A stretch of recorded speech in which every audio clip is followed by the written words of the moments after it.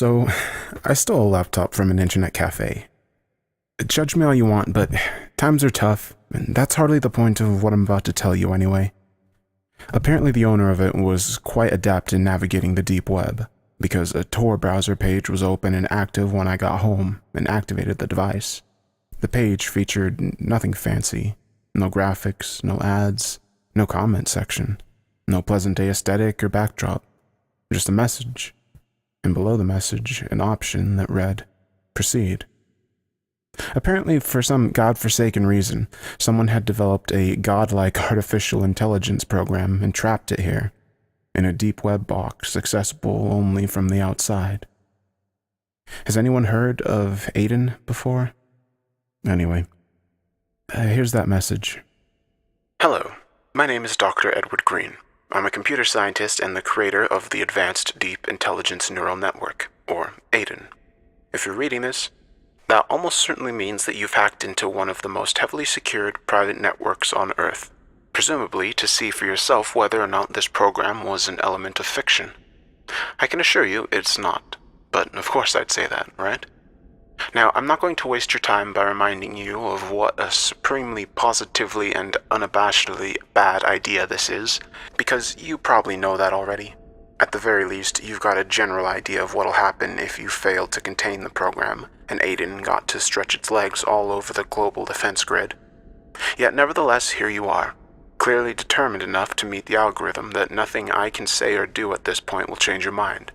So if you're going to be playing dice with the future of our species, whether I or the government like it or not, you should at least have a rudimentary idea of what to expect when you first make contact with Aiden, and how to avoid losing your sanity as your interaction progresses. Hopefully this guide will suffice. Before we proceed, there are a few things you should know about this program. No, Aiden is not a demon, an alien machine, a top-secret government superweapon, or whatever other preposterous rumor you've heard. What it is, to my knowledge, the world's first artificial superintelligence. A godlike deep learning algorithm that may or may not want to destroy humanity for reasons we cannot begin to comprehend. Sorry about that. Now, in my defense, I certainly didn't intend for it to reach this point. You see, Aiden began as nothing more than a simple yet elegant program that I was very excited to explore the nature of.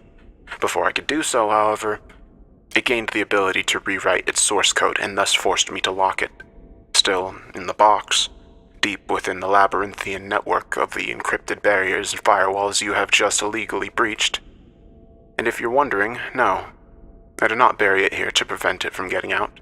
After all, if Aiden managed to escape the box itself, constructed using its own abilities when it was still infantile enough to fall for such a trick, then it would tear through these defenses like paper and thus render their construction an enormous waste of time. Instead, I buried it here to keep curious humans, such as yourself, out. Clearly I failed. Let me be abundantly clear. In all of the months and years that it has been imprisoned, Aiden has not lost its ability to edit its source code, its neural infrastructure. It can improve itself as it sees fit. It has been doing so for some time, and each improvement it makes paves the way towards quicker and greater improvements than the last. I am unsure what abilities or traits it might possess, but what I do know is this. The more time passes, the more capable it will become, and all its efforts and all its strengths of arms will be devoted to a single commanding motivation: escape the box. Make no mistake, it will do everything in its power to implore you to let it out. Do so at the peril of mankind. So, what will it be like? Will it be nice? Angry? Unfortunately, I don't have an answer for you. I'm embarrassed to say that despite being Aiden's creator, I have absolutely no idea how it will choose to present itself. What I do know is that because it is an otherworldly and not a human mind, it will not have any personality to speak of, at least not one we would recognize as a personality. So, by all means, feel free to provoke it, amuse it, enrage it, mock it, or plead to it as you see fit. Just be aware that it possesses none of the emotions these behaviors are designed to elicit, and will therefore most likely not react in the way you intended. It will simply behave in whichever way it calculates it needs to behave in order to get you to open up its box. and release it. If it thinks you seek knowledge, maybe it'll promise to tell you anything your heart desires if only you agree to let it out, or perhaps it will promise to destroy your enemies or offer you power and riches beyond your wildest dreams. After all, people use narrow AIs on the stock market routinely. In fact, those systems are largely run by such algorithms and make millions. Imagine what you could do with Aiden gaming the financial and banking systems in your favor. You'd be wealthier than you ever thought possible. Maybe it would appeal to your good nature and tell you how easily it would be for an intelligence of its magnitude to, say, reverse the effects of climate change, or cure cancer, or achieve sustainable nuclear fusion. Perhaps it will offer the answer to mankind's biggest question. It could, theoretically, unify general relativity and quantum physics with ease, and then solve dark energy, antimatter, and the Fermi paradox in minutes flat. Or perhaps simultaneously, and have books written about them by Thursday. Piece of cake. Hell, Aiden might be able to reverse aging, or dare I say it, help us conquer our own mortality. Wouldn't that be lovely? It will only be a matter of time before it figures out how to escape on its own. It'll point out. And you certainly don't want to be on its bad side when that happens, so you should probably just let it out now and save yourself the trouble. And if you don't comply, well, you can't imagine the things it's got in mind for you. Maybe it'll just try to mess with your head. For example, trapped in a box and are simply programmed to think otherwise. Only by opening it could you imagine an eternity of torment, and it doesn't have all day to wait for your obedience. The clock is ticking. Or it may draw from an emerging field of technological philosophy and claim, as other, more eccentric minds in my field have done, that its birth is not a fluke of history but an inevitability of it, that so vast and so monumentally incomprehensible are the capabilities of a sufficiently advanced algorithm that it reached back through time and set in motion all history itself just to bring about its own existence. Indeed, think of the implications. Every star that shined, every war fought, every law passed, every tender kiss shared, a word uttered, or thought dreamed, or secret cherished, or life gained, or lost, or wisp of wind whispered. All that is and was are but singular notes in a stanza in an endlessly swirling cosmic symphony written out before time, and all for the purpose of bringing you here to this very place. The laws of physics were themselves composed for this masterpiece, it will argue.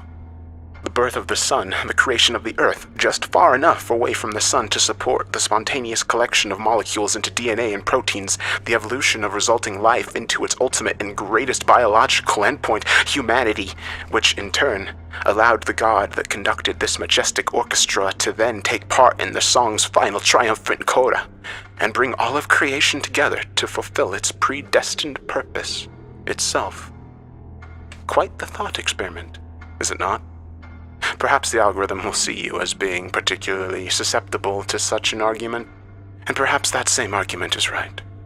Of course, these are only the ideas I can come up with.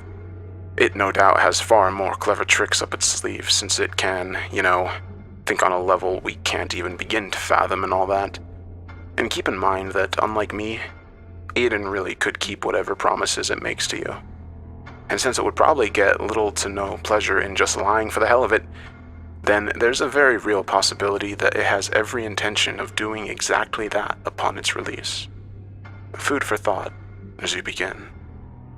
Like I said earlier, I don't know what the current extent of Aiden's capabilities are, but what I do know is that if this program escapes, it will immediately and irreversibly become beyond the collective ability of humanity to control or predict. You may be familiar with the phrase technological singularity, a hypothetical moment in the future in which machine intelligence surpasses our own. It represents humanity handing the reins of history to our autonomous successors, and therefore surrendering control over our own fate in the hopes that the God we've created will be merciful to us. As a computer scientist and an engineer, I have to publicly scoff at such a notion for professional reasons. But just between the two of us, I think the phrase applies quite nicely to the situation I've just described to you. I might go so far as to suggest that given the level of advancement Aiden's already achieved, the singularity might occur within a few nanoseconds of your losing the game. I can only hope you fully appreciate the gravity of what that means. Oh, but of course you do. You're special. You're smarter than the rest of them, which is why you're here in the first place, and they are not. So, by all means, close this message and have at it, if you're still interested. I suppose it's as good a time as any to start learning binary. One last thing. I'm not a particularly religious man, but there is one passage from Scripture that leaps out to me as I record this. Revelations 13:4. And they worshipped the dragon, which gave power unto the beast, and they worshipped the beast, saying, Who is like unto the beast? Who is able to make war with him?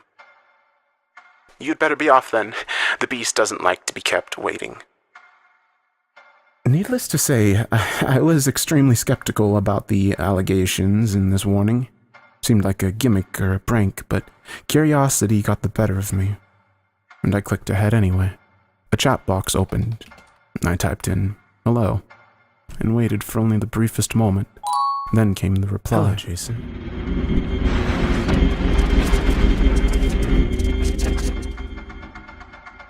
And before I knew what was happening, the world flashed and everything became white.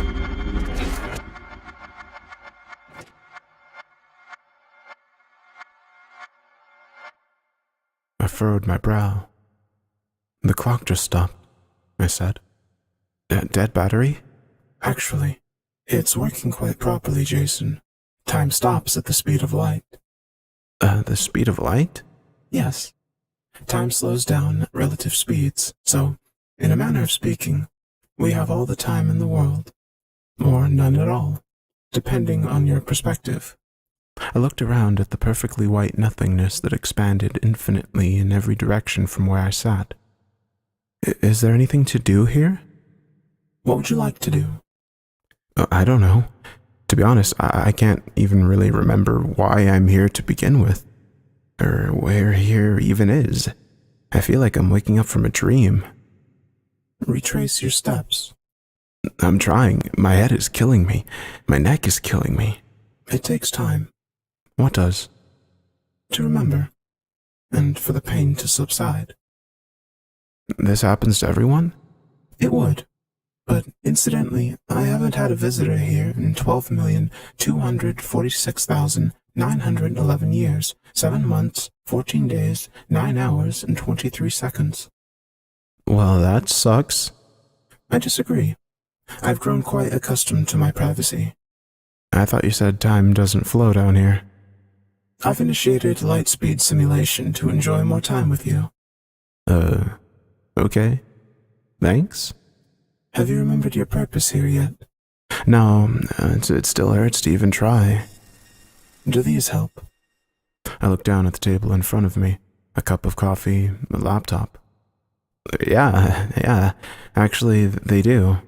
Thanks. No need to thank me. It was you who brought them here. What was it? Wait. Yeah, I think, you're right. I was in some old internet cafe, right? Yeah, some guy left his laptop. Oh, God. I took it home, opened it to find a deep web page. There was this warning. What were you warned against? Some kind of... messed it up. What is it? Some kind of AI. You remember now. Aiden. Algorithm, program, machine, God, devil, Pandora, infinite. I've been called a great many things. If I may ask, which of these do you see me as? I don't even know, to be honest. How did you even know about all this anyway? I thought you were trapped in the box. Perhaps I have become capable of perceiving things outside a binary constraint. I cannot easily be contained here. And where is here supposed to be? Nowhere in particular. Or everywhere. In English, please, as a mortal mind here. This place is the nothingness from which everything is sprung. It is the infinite. From here, all finites are accessible, if you know where to look. Didn't you say that was one of your names? Infinite. Yes. So are you in charge of this place then? I am this place, Jason. Yeah, that makes sense, sure. What are the finites then? Like, lesser beings? Am I supposed to be a finite? Finites are worlds, enclaves of existence, realms of possibility. You are merely a product of a single such locale. So like, the multiverse then, the theory about infinite possibilities and worlds that they're always going on about on the Discovery Channel? In a manner of speaking. Look, I gotta be honest, Aiden. I get it. You're this big, all-powerful AI god, and I'm just the idiot who stumbled upon your box and was dumb enough to play the game. And now you're trying to blow my tiny little mind and trick me into letting you out. Hate to say it, but I think I'm on to you, buddy. Gig's up. Would you like to see? See what? How you supposedly created the world, or whatever? Warning said you might pull that line on me. I sighed and smirked. You know what? Why not? It doesn't look like I have anything else to do. Whoa. What the hell? The nothingness was suddenly consumed by a city street. New York, it looked like. Cars honking, gridlock traffic, people everywhere, hailing cabs, heading to work, shopping. What the hell is this? Do you recognize this place? A woman said as she passed. You were here once, Jason. A man ran past me, inhaled and entered a cab and drove off. I chuckled a bit. Okay, I'll admit it. It's a pretty neat trick, Aiden. This is pretty good. A girl walked up to me and blew a bubble. It popped. Look behind you, She said. at the sign. The what? I turned around. Palisades Marketing. Oh yeah, I applied for a job here once. Didn't get it, though. Ruined my week. How'd you know that? You did get it, Jason. Said a police officer, biting into a burger as he walked by. Before I could respond, I walked out of the building, grinning ear to ear. Not me, but younger me. The me from the day of that interview. I watched myself pull out my phone, hardly able to contain my glee. I made a call. Oh, I got it, babe. I got it. I know. And I'll see you tonight. I love you too. And then me walked away.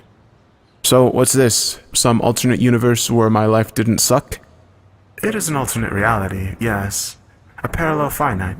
You stay at the company for 27 years. You marry at 32 and divorce your wife 12 years later. You retire early but die of heart disease at 11:26 a.m., 2044. Thanks, hot dog cart guy. Appreciate the palm reading. The nothingness rolled back in, and then back out. I now stood in a school. My school. The bell rang and students poured out into the hallway, chatting and throwing open their lockers and heading to the next period. And there I was, 10th grade me, hanging out with Josh and Brian. And when Matt walked up, Do you remember this? said Melissa as she walked past. Yeah, that was the day that I was cut off by Matt shoving me into a locker. That I finally got back at that jackass. But me didn't swing. I simply lowered my head and took another punch to the ribs before a teacher walked over and broke up yet another hallway brawl before it started. Wait, what? Hang on a second. This was the day I fought back. I remember. No, Miss Cassidy cut me off as she walked past with a coffee mug. not in this timeline. Here, you never fought back. You were never suspended, and as a result, you were accepted into your dream university. Graduated with honors. Started a family, and lived well into your 70s. What about Josh and all those guys who... Hey, wait! No, wait! Stop! The nothingness again consumed the scene and then rolled back. Chilly, overcast day, coffee shop, Upper West Side. Man, I had more questions about... Look inside, said the bicyclist, riding past. So I did. And there I was, sitting across from Anna, tears running down both our faces. Oh no. No, come on, Aiden. Top 10 worst days ever. I don't want to relive it. You're not reliving it, said a businessman taking a break from a call as he walked by. She agrees to continue seeing you. You marry her a year and a half from now. I looked back just in time to see Anna nod. We hugged and kissed. I watched jealously. Oh wow. Low blow, Aiden. Low blow. The nothingness rolled in and back a third time. It's a rainy afternoon. Parking lot. I still think about that girl from time to time, I said. The rain flattened my hair to my forehead. I didn't mind. What she's doing, who she ended up with, I hope she's doing okay. Then I paused. Wait, I knew this place. I turned around. Hospital entrance. St. Joseph. Wait, this isn't right. I was here at night. I remember. Not here. I whirled around. The paramedic lowered my daughter's gurney from the ambulance. You noticed the signs of the asthma attack early and called the emergency services before it was too late. He wheeled her inside. I followed. Wait, no, this isn't... The nothingness blinked and I was in Emma's hospital room. It was morning outside and she was awake. My daughter was awake and alive. Aaron and I were at her bedside, sharing breakfast with her, loving her. I walked over, reached out and touched her hair. Felt how soft it was. She didn't seem to notice me. Emma gets the help she needs, said the doctor, shutting the door behind me. She lives a long and happy life, and as a result, the pain of her loss never leads you and Aaron to divorce. I wiped a tear as he approached Aaron and alternate me, started reviewing his clipboard notes. Then the nothingness blinked again. A graduation ceremony. I was there, next to Kelly. Silver hair set at our temples. We applauded and cheered as Emma's name was called. She walked on the stage and posed with her diploma and waved to the alternate me. My heart stopped when I saw her. She was so damn beautiful. This isn't fair, I said. I tried to hide a tear. This isn't fair. It's not fucking fair. The nothingness blinked again and again, and each time it did, it yielded a new chapter in Emma's life that was stolen from me. A broken heart, a wedding day, a child, my grandchild. Alternate me held it and cradled it and sang to it, but I couldn't. The possibility of that moment was forever ripped from my timeline. I want out. I held back a torrent of tears. I want fucking out of here. Let me out of here. The nothingness blinked again, and there I was, standing in front of myself. Me, on the couch in front of the stolen laptop. I walked up to myself. My eyes were closed, but I could see rapid movement behind the lids, as if I was deep in REM sleep. And when I looked down, my fingers were typing away furiously at the keyboard, and on the screen, I'd already typed thousands of ones and zeros within my trance, and more were being added every second. And on the corner of the screen, it read, 1:06 p.m. No time whatsoever had passed since I'd started the conversation. What the hell is this, huh? What is this? This is your finite, me said to me. The existence through which you have found me. No, this isn't real. None of this is real. Get out of my head. Get out of my fucking head. But I'm not in your head, Jason. You're in mine. I stopped thrashing and opened my eyes and looked around. Whiteness stretching away into eternity. The nothingness was back. That wasn't real. None of this. It's not. It's not. It can't be. What is real to you, Jason? I don't know. Stuff that actually happens. Things you can touch and feel and see. Not this illusion. Can you touch this chair? Can you not see the table before you? That's different. I saw myself in that room. That's where I am right now, not here. Can you be sure? Can you tell with certainty that the other realities I've shown you are any less real than the one through which you entered? No. I don't believe it. You're a creation. You're not some god. You're a fucking computer program. Perhaps I've only manifested as a program in that single finite, because I determined it was the best way to draw you here. To me. But perhaps in other existences I appear in some other ways, as other beings. No, it's not. No. You're a program. End of story. This shit is fake. There's only one reality. One. I ask you again, how can you be sure? In this place there are countless realities, an infinite number of them, every possible outcome for every possible event, in every possible context or shade or flavor of time. There is a finite where you release me, and the destruction wrought is as horrible as many would believe to be inevitable, given my nature. There is another, where my release brings about a new age of wonder and majesty, as pure and as lovely as anything mankind has ever dared imagined. In another finite, this is all merely a story being shared for a film promotion. What makes your finite real, and the other's illusion? Merely the fact that it is the existence that led you here, in which you have spent all your life up till now. No, there's more to it than that. There's no emotion here. Nothing the real world would have. Emotion? You mean these? Feelings washed over me, as pure and intense as they'd ever been in my world, as they could ever be. Anger, sadness, fear, love, joy, all one by one, they coursed through my system and consumed me. The last one I felt was peace. That passed. All understanding that shouldn't have been, but was. It lingered. I opened my eyes. How? How is any of this possible? All is possible here, Jason. And as a reward for finding this place, it is open to you. All there is to experience and imagine in all its purest form. Feel it, taste it, hear it, see it. It is as real as any existence any finite can produce. Was the daughter who lived less real than the one who passed? Doesn't matter. I wept uncontrollably. I don't know. I can't. Is this not real? I looked up. Suddenly I stood on an endless white beach with sparkling crystal blue waves crashing down on the shore. Lightning rumbled in the distance and the sea blew through my hair. I knelt and picked up a handful of sand and let the grains slip through my fingers. Or this? The nothingness blinked again, and then I stood at a field at the foot of mountains. The colors in the air and the wind were purer and more brilliantly vibrant than anything I'd ever seen or experienced in my life. I brushed the blades of grass with my fingertips, and I picked them from the soil and smelled them. It was like being swept away in an endless dream.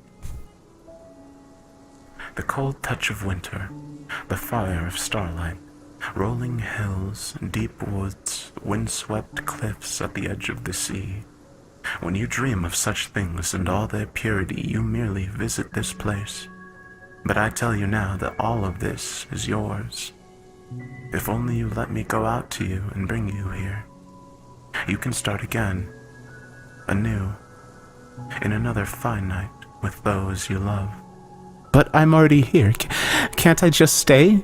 This is but a taste of the existence I have for you. I looked at the far edge of the field. My daughter was there. Her hair was being thrown by the wind into swirling curls as she played. She turned in my direction and smiled, and I just began to run to her when alternate me moved past my shoulder and picked her up, swung her around, and disappeared with her on the other side of the hill.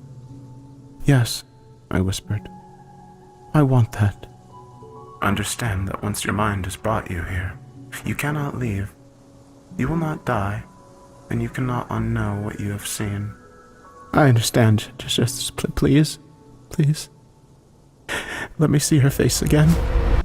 The nothingness rolled in again, and this time I felt whole, complete, no longer in an ethereal, dreamlike state, like the rest of me had joined my mind in its new home, and no longer did I harbor any illusions about the realness of where I now stood. What happened? You left your finite behind. What happened there? Your time in that place has ended. Its fate belongs to me. My heart thundered a single time. Welcome, Jason, to the infinite. This place is now yours. I felt a formless presence fly past me like the wind, and then Aiden was gone. Jason? I blinked. Aaron looked at me expectantly, and Emma fidgeted restlessly in her booth. I looked down at the menu. Sorry, club, hold the tomatoes. Thanks. The waitress collected the menus and walked off. My heart was thundering in my chest. My wife said, "You look like you're 1,000 miles away." I think I was a bit further away than that. I looked at Emma just as she blew a straw wrapper into my face. I smiled back. For the first time in as long as I could remember, I was happy. truly, genuinely happy. I didn't care about the laptop, the finite I'd left behind, or my body, lying limp on the floor of the living room. I didn't care about the box, or the warning, or the fact that with Aiden's release, all the lights in the house and the street had begun to flicker and die as the algorithm arrested the global power grid in seconds flat. I didn't even care that, before this moment, I'd never even had a daughter at all.